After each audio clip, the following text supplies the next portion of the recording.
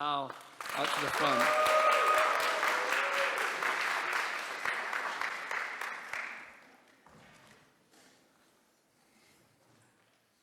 Hello.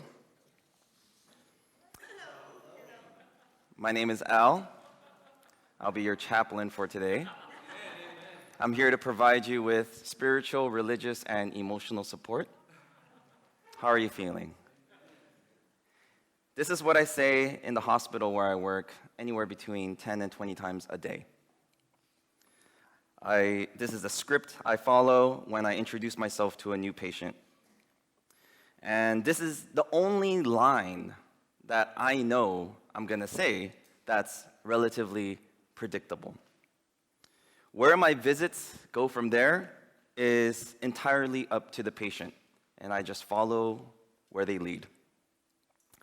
The most common response some patients say after I ask, "How are you feeling today?" is, "I'm fine, thank you." And so I have to probe a little bit more.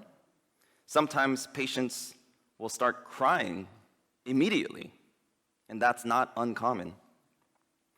And at least a few times a day, a patient will speak a different language than I do.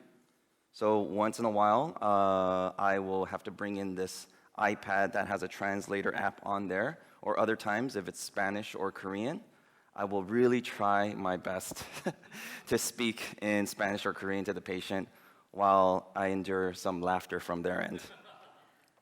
When this happens, when they open up to me, when they respond positively, when I know I'm getting that positive energy from them, it's an open invitation for me to love them, care for them, in the short window of time that I have with them. Now, I know many of you already know who I am, having been here for one of the pastors at CCH quite a while back. But for those of you who don't know me, my name is Al, and I used to be one of the pastors here at CCH. And I was doing the math, and the last time I preached here was 6 years ago. Isn't that crazy? 6 years. I don't know about you, but the last 6 years kind of felt like the longest 6 years of my life, but it also went by really fast, right? Like, we've all been through some trauma, like crazy trauma. You know, I've been through a lot. I'm sure you have been through a lot. I know this community has been through a lot of high highs and low lows. So yeah, I was a part of this community. My family was a part of this community, and I left in 2017, and that was like 6 years ago, which is pretty nuts. And I've certainly gone through a lot in the last 6 years. It's been quite a roller coaster for me. It's been quite a journey, and while I could certainly share from many of my experiences in the past 6 years, I could share about my experience as a church planter, certain losses and disappointments in relationships, or even my own personal emotional health journey through therapy and this program called CPE that I'm currently a part of. But what I wanted to share with you today is just my experience as a healthcare chaplain. You see, when I started my church plant 4 years ago, I knew immediately that I had to be bivocational.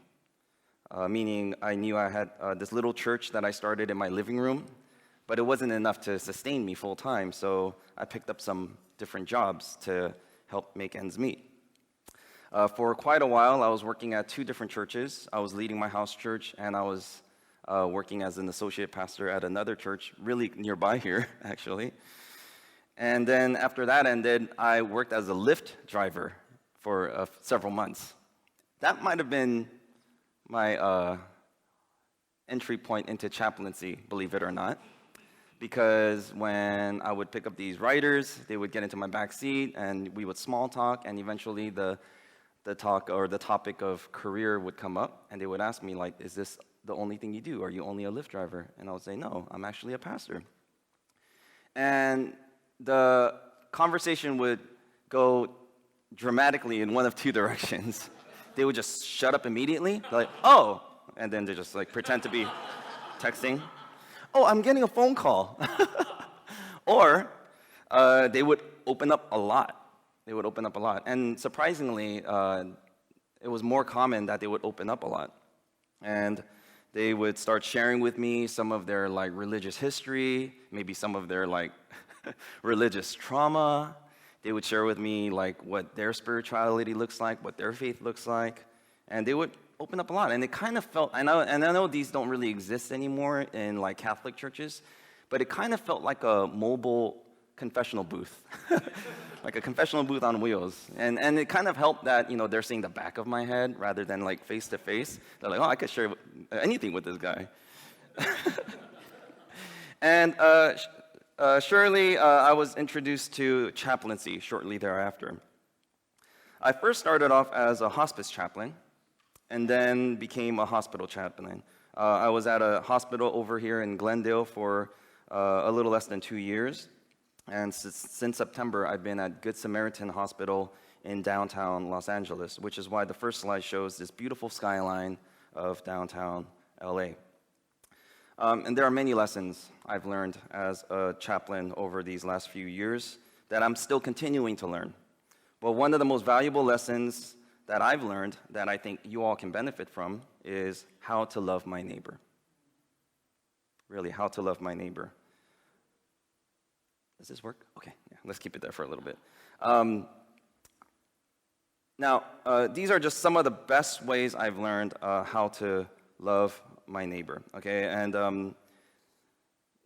as a preacher, I kind of don't like doing this, but we're going to look at various different passages for today because I think it kind of like captures kind of my journey and the lessons I've learned on how to love our neighbors well.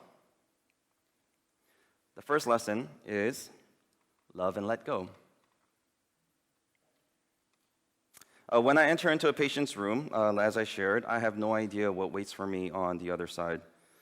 I have a list, which we call a census, of the patient's name, their gender, their age, and a brief description of their religious background and their medical condition. And when I say it's like a very brief description, I'm talking like one word, right? Or like maybe a couple words regarding their health. And so anything beyond that, I really don't know, right? So I really have to take whatever this person is giving me at face value. So, and I also don't know whether a visit that I'm going to have with them is going to be 1 minute or 1 hour. I really have no idea. So it reminded me of this passage, which is the Great Commandment. Jesus said, "Love the Lord your God with all your heart and with all your soul and with all your strength and with all your mind. And love your neighbor as yourself." This is a great summary of our life of faith and what it looks like. So when I'm with my patients, no matter how short or long it is, I have to be able to connect with them on all 4 levels: mentally, emotionally, physically, and spiritually. I have to make sure I'm understanding what they're telling me, like so on an intellectual level. I have to be able to empathize with what they're feeling. Right? If they're feeling sad, I also have to like be there with them and feel sad with them. If they're feeling angry, I have to feel angry with them for me to provide effective spiritual care. Obviously, for spiritual needs, I have to know what they believe, what they value, and try to meet them where they are. And physically, I have to make sure that my physical presence feels safe and inviting and and engaged, right? If I'm talking to them, but I'm looking out the window, right? Or if I'm like pulling out my phone, that's not good, like connecting with them physically, right? And this also reminded me of another passage in Deuteronomy. Deuteronomy is one of the oldest books in the Bible, in the Old Testament. Deuteronomy 15, verse 10. "You shall give freely, and your heart shall not be grudging when you give, because for this your God will bless you." Okay, this is not talking about karma, okay? This is talking about a direct transaction. If you give freely to others, God will bless you. And it's not talking about like if you give $10, God is going to give you $10 back later on, okay? He's talking about spiritual blessing. It always surprises me whenever I'm with a patient and I give of myself freely to this person, this stranger that I just met, and I'm connecting with them mentally, like physically, emotionally, and spiritually, I just give of myself, I always feel like I'm being blessed more. I always feel like I'm receiving more than I'm giving. And it's really hard to explain other than that it's something spiritual. And if you really stop and think about it, right? Because when I see these patients in the hospital, like it's usually just like one visit. Sometimes maybe I'll do 2, maybe 3, right? For follow-up visits if they're there for like a really long time. But every day I have a new list of patients that I have to see. So usually it's like one and done. So I could just like justify in my mind, oh, I'm never gonna see this person again. Why should I give a rip about this person? I could just go in there, kind of like just do my job, right? And just like bounce and not care. I could totally do that. And I would never get in trouble for that, really. But I know that when I give of myself, God blesses me in return. And I experience that over and over and over again. And one of the reasons why I'm able to do this is because I experience that blessing. When I share with people what I do for a living, oftentimes, like one of the first responses is like, "Oh, that's so hard. Oh, how do you do it?" And what they don't realize is I actually love it. It's such a blessing. It's such a blessing to be in there and to experience it and to like share in this human experience with them. And if you really stop and think about it, every person in our lives, whether it kind of is every relationship in our lives is temporary. They might be in your life for 60 seconds. They might be in your life for 60 years, but it's still temporary, right? People come and go. People come and go. Especially in a place like LA, right? Where we have so many transplants all the time. It's harder and harder for me personally to find someone who like grew up here, like to make friends who like actually were like born and raised here. So when I do meet someone like that, like an LA native, I'm like, oh my God, you're like so rare, right? So people come and go all the time. And in order for me to love a patient, love a church member, or love my neighbor well, I have to meet them where they are. And I can't expect this person to meet me where I am. I have to go to them. And this is one of the big differences between what it means to be a pastor and what it means to be a chaplain, which I'll share more about that in a little bit. But let's think about this word, right? Because the message for today is called How Chaplaincy Taught Me to Love My Neighbor, right? Who is your neighbor? Who is your neighbor? Is it just the person who like lives next to you? Or is it more than that?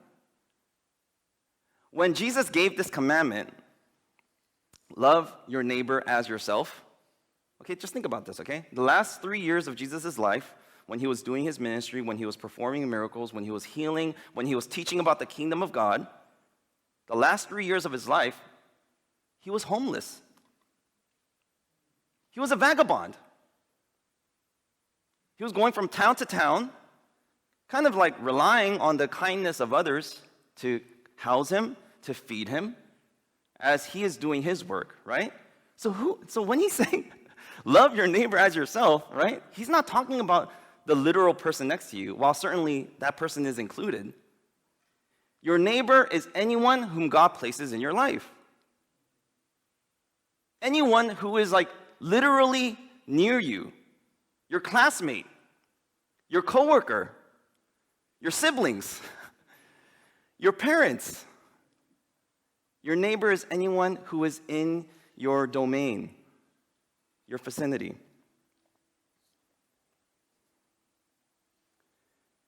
So people come and go, and I have no idea, right? Like I have no idea what kind of long-term impact my visit will leave on these patients.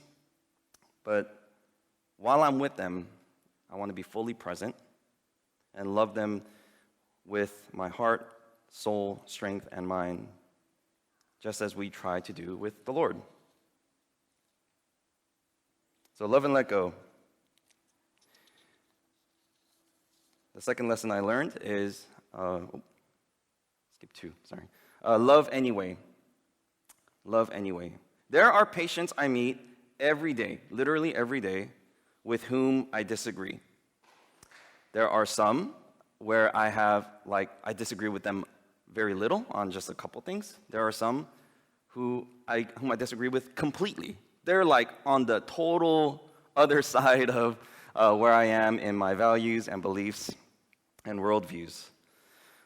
But if they decide that they want spiritual care, I have to provide it for them, regardless of whatever their background is. You'd be surprised how many atheists I've provided spiritual care for. And it's been some of the most interesting and most rewarding visits I've ever done. And this is what I meant earlier when I said there's a big difference between like being a pastor and being a chaplain. Because when I'm up here giving you a sermon, what I'm really trying to do is convince you all to believe what I believe. To convince you all with my training, with my seminary education, right? With my fancy master's degree, that I have the right theology. And you're just peons. And you have to come to where I am, this like very astute, wise, spiritual guru. But as a chaplain, okay, I come into a patient's room. If they're in pain, if they just got diagnosed with cancer, right? If a family member just lost their mom, their dad, me trying to teach them what to believe would be very insensitive, right? So instead of having them come to meet me where I am, I have to go to them and meet them where they are. And they really don't care what kind of education I have, what kind of training I have, right? What they really need is someone to be present with them. Be present with them. Oftentimes, I do get a lot of spending time with people who are different from me. And oftentimes, this is where I learn the most. I learn the most from people who disagree with me, who are different from me, who offer me a new perspective. Now, there's this parable of the seeds, right? I don't know how many of you know this story. I'm not going to read the whole thing. But in Matthew 13, Jesus tells this parable of the seeds where the farmer throws and scatters all these seeds on different kinds of ground, right? Some are on like hard ground and they don't even like get into the soil. Some land on good soil, but they're surrounded by like thorns that like choke it as the plants are growing. And some are thrown on really good soil where it actually grows and thrives. And I have no idea what kind of whatever I'm providing for these like patients, you know, how it's going to affect them long term. But I love them anyway. I love them anyway. Because I know if I don't provide spiritual care, it's going to do nothing, right? But if I do, it might do something long term. It might not. But I know for sure if I don't provide spiritual care, they're going to be exactly the same way as they were before. Most people give love expecting something in return. This very like capitalistic mentality, right? And unfortunately, we have somehow transferred this over to our faith, right?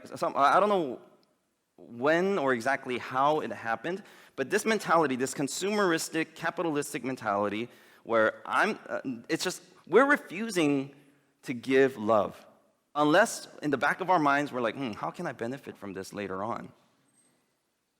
I've certainly done it, right? And if we're really honest with ourselves, if we really look inward, right, really examine our hearts, I think we've all done it at some point or another. Maybe we do it regularly. Like, what's the point of helping this person if I'm not going to benefit from them later? And we resist. We withhold. We hold back. But what does the ROI in the kingdom of God really look like? Right? What does the return on investment in the kingdom of God really look like? How do we measure that? How do we measure that? It says in James chapter 1, verse 27, religion that God our Father accepts as pure and faultless is this: to look after orphans and widows in their distress, and to keep oneself from being polluted by the world. There's a lot of things I've learned as a church planter, and now I wanted to focus on my experience as a chaplain. But the last 4 years, I've also been a church planter, and it's really hard not to be jaded as a church planter, because people just it's borderline it's borderline abusive being a church planter. I have to just be honest about that, right? It's been rough, okay? It's been rough. The fact that I'm giving you this message right now, it's really all God's grace. The fact that I'm still Christian, it's really like by the grace of God, okay? But so many people, especially Christians, have become polluted by the world. Why is it so hard to find a Christian, like a fellow Christian, who isn't on the extreme ends of politics? Right? Why is it so hard to find someone who's not a hardcore Trumper and who's also not a super flaming liberal? And can we just meet somewhere in the middle, or can we look at each issue individually? Can we just be reasonable here? Or we become so polluted by the world. And the reason why in the book of James it gives us these examples of looking after orphans and widows is these are people in the first century where you can't gain anything from. If you help an orphan, right, you're pretty much just expecting not to get anything back, at least not physically, okay? You help a widow, there's really no return on investment on helping a widow in the first century, right? So really the kind of religion that God desires from us is to love freely, give freely, love anyway, recklessly. And don't be so don't be so concerned about your ROI, on the return on investment. Not surprisingly, the other thing I learned from how to love my neighbors as a chaplain is by listening. Listening. Honest question, okay, and this is just something for us to think about on our own. Do you think most people most people in your life, are good listeners?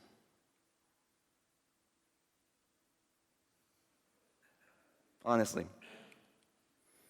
Again, in James chapter 1, it says, "My dear brothers and sisters, take note of this. Everyone," not just chaplains, not just pastors, right?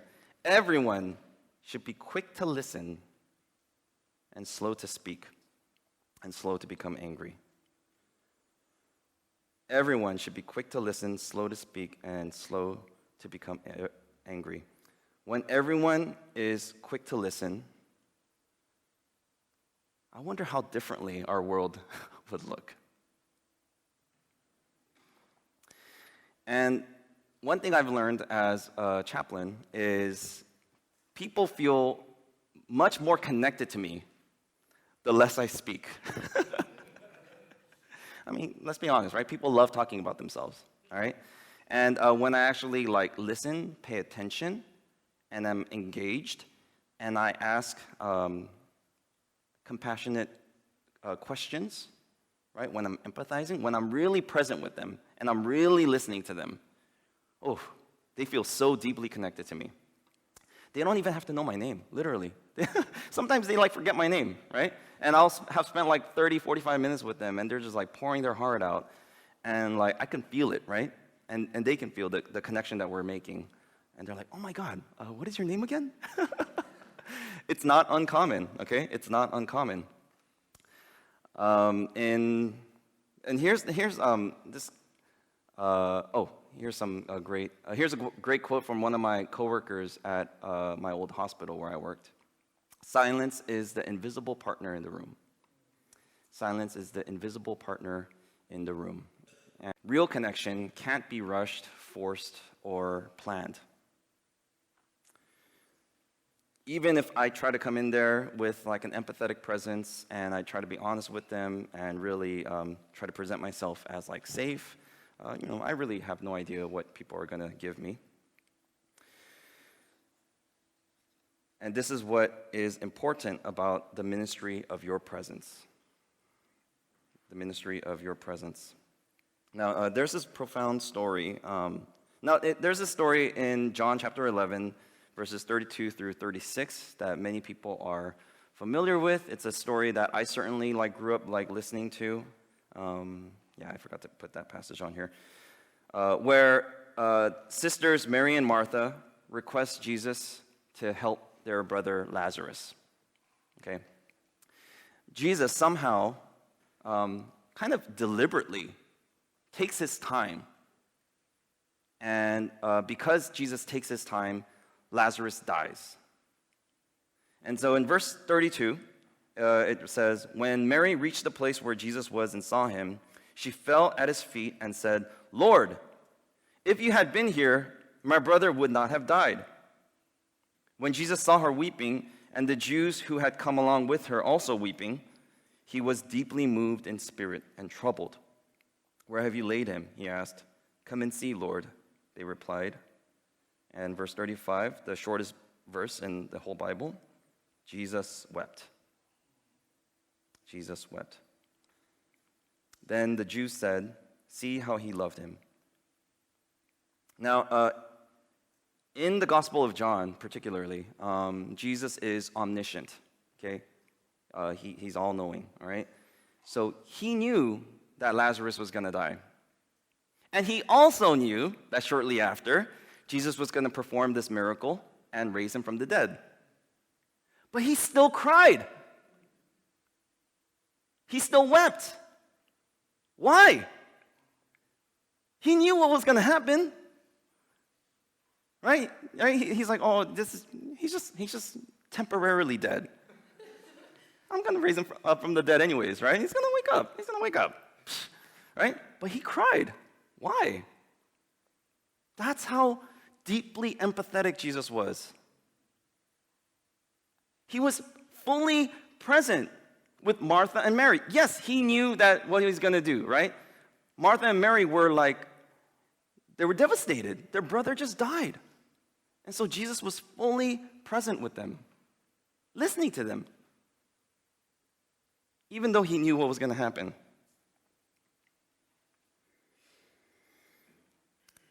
One thing I love about Jesus, even though he kind of knew what was happening and fully aware of his surroundings and the people, he never went on autopilot. And this is what it means to love well, is to never go on autopilot. When I go into a patient's room, like I said, I have this list of patients' names, and it just gives a very simple, basic description, right, of what they're doing, of their background, and why they're there. But sometimes these charts are inaccurate, right? So I can't go in there assuming I know anything, right? I go in there totally open-handed, right, open-minded, and the less I assume about a person, the more I can fully know them. The less I assume about a person, the more I can really know them.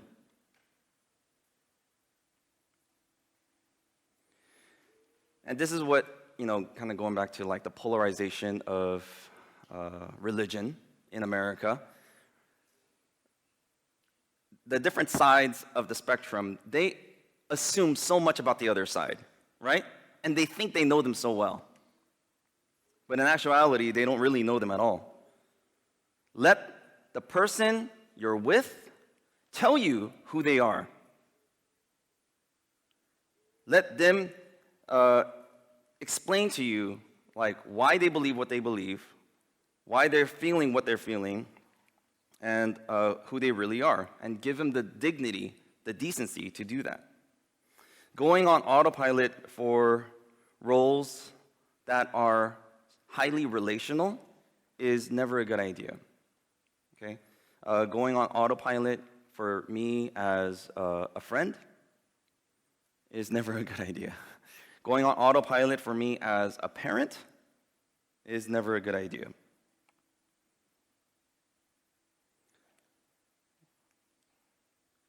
The next few I'll go through real quickly. Again, I go into a patient's room. I'm not like a doctor or a nurse or a tech. I don't come in there with like medicine. I don't come in there with equipment, right? I don't even have a stethoscope, right? I just go in there like just with nothing, right? So I have a loose plan of what I can do, but really like I realize like very quickly that like plans are often overrated. I'm not saying not important, okay? We all need plans, right? But they're often overrated. In Proverbs, it says, "In his heart, man makes his plans, but God guides his steps." We have to make adjustments all the time, especially when it comes to relationships, right? Especially when it comes to relationships. As a church planter, I had to learn very quickly to pivot and make adjustments along the way.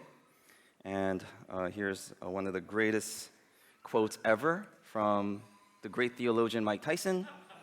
Everyone has a plan till they get punched in the face.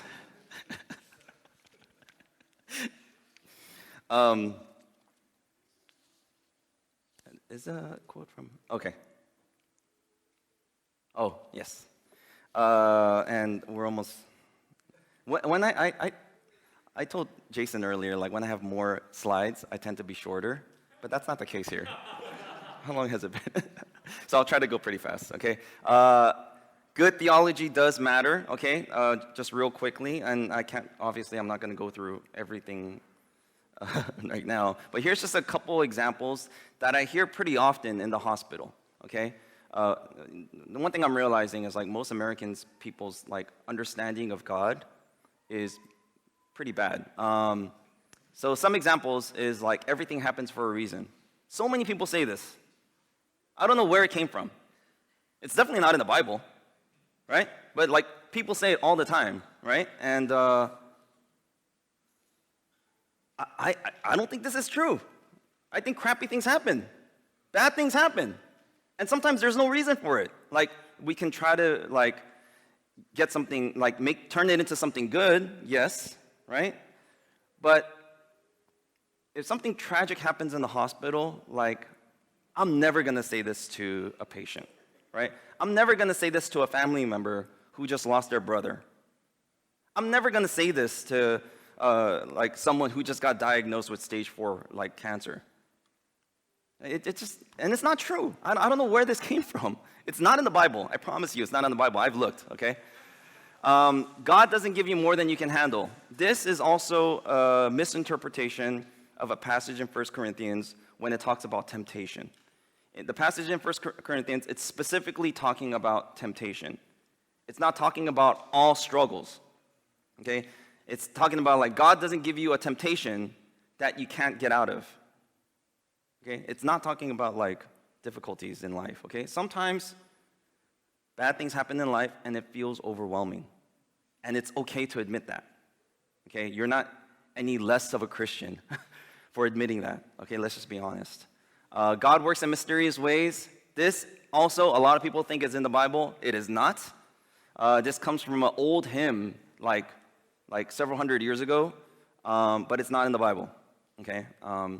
But it's kind of true. God does work in mysterious ways, but it's not like written in stone, okay? It's not like end all be all. And this one's controversial. Philippians 4:13. I can do all things through Christ who gives me strength. Right? So, a lot of times we'll see like athletes have this tattooed on their body, right? To motivate them to get that belt, to win the Super Bowl, right? Whatever, right? To get the NBA championship. And we think of this as like some sort of like proclamation to accomplish anything we want, anything we can. But in actuality, when Paul wrote these words in the book of Philippians, he was saying like, I have known what it's like to be rich or poor.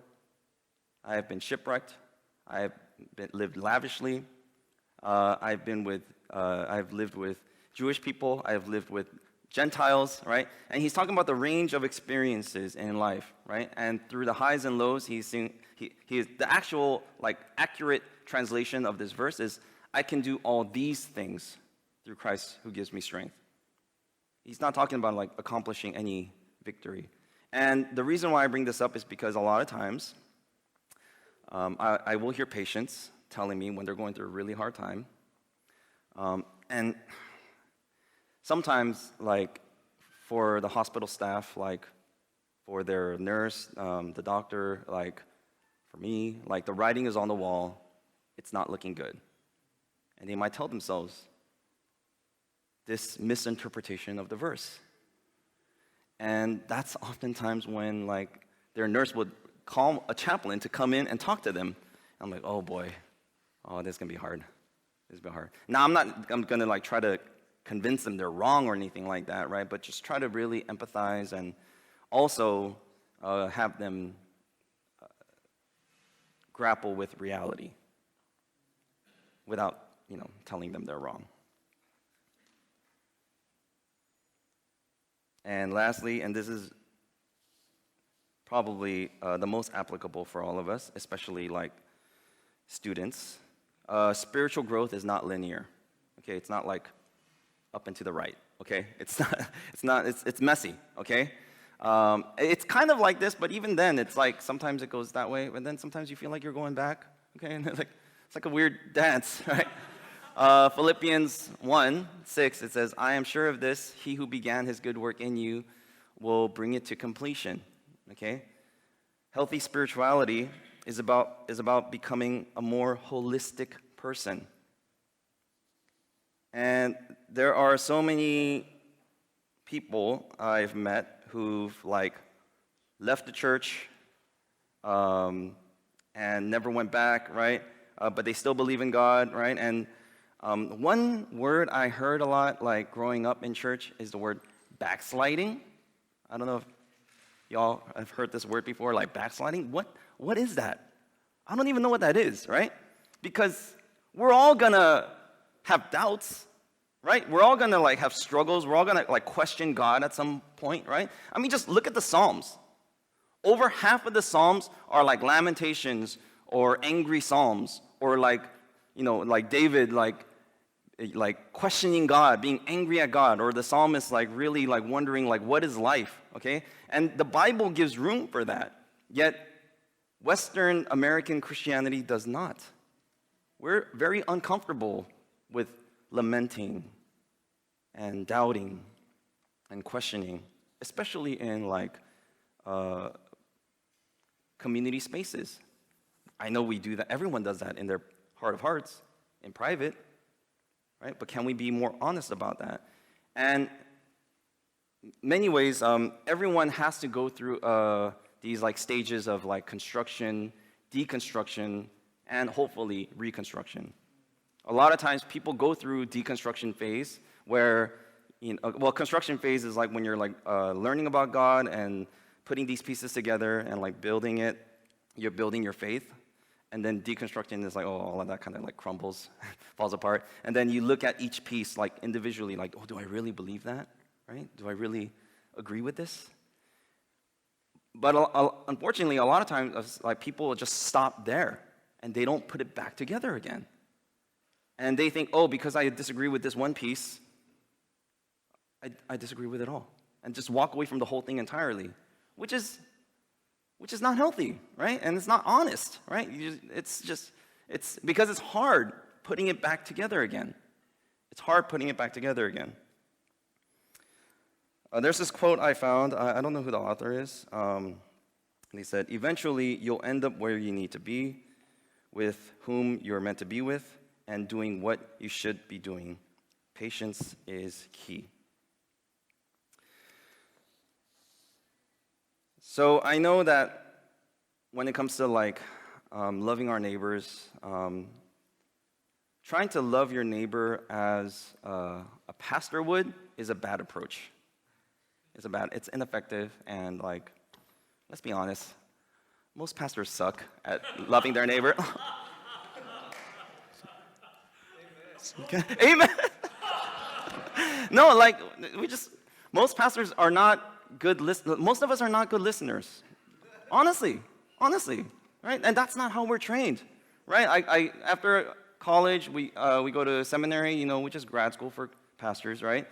And we're just taught, like, what to believe and how we're supposed to teach others good theology, what the Bible says, right? And and they like puff up our heads by like teaching us Greek and Hebrew and like church history, like blah blah blah. And we don't have any classes on how to listen well, on how to empathize, all right? On how to provide like compassionate care. Now, we do take pastoral counseling classes, but that's optional.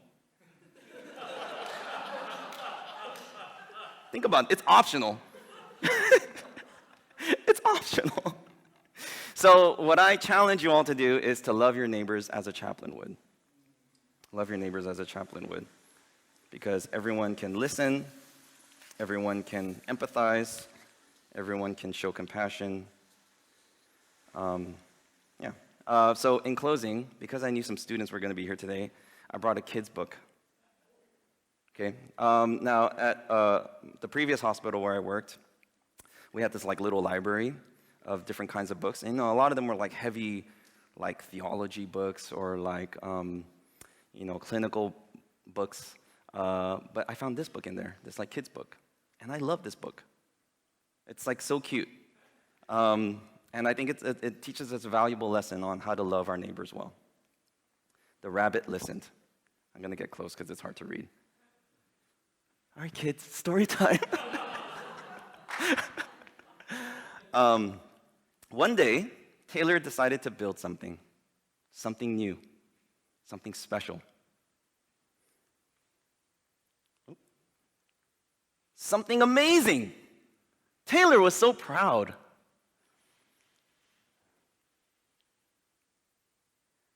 But then, out of nowhere, things came crashing down.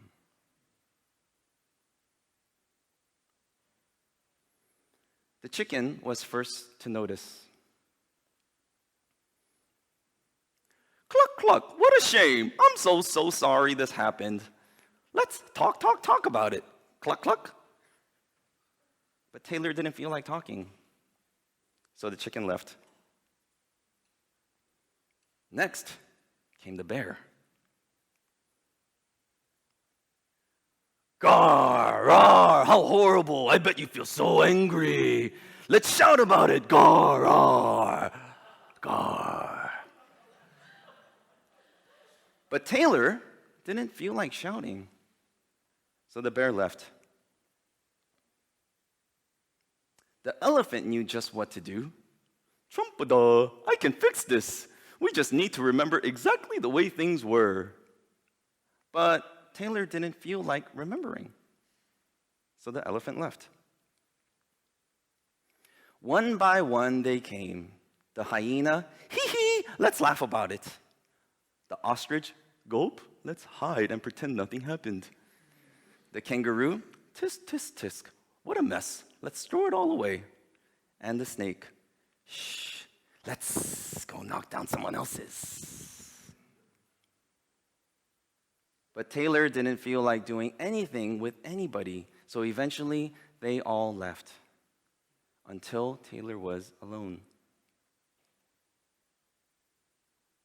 In the quiet, Taylor didn't even notice the rabbit, but it moved closer and closer until Taylor could feel its warm body. Together, they sat in silence until Taylor said, "Please stay with me." The rabbit listened. The rabbit listened as Taylor talked. The rabbit listened as Taylor shouted. The rabbit listened as Taylor remembered and laughed. The rabbit listened to Taylor's plans to hide, to throw everything away, to ruin things for someone else.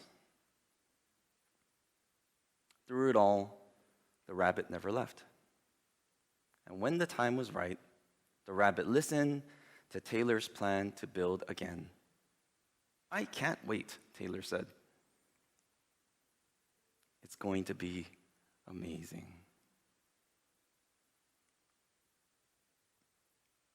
Let's pray.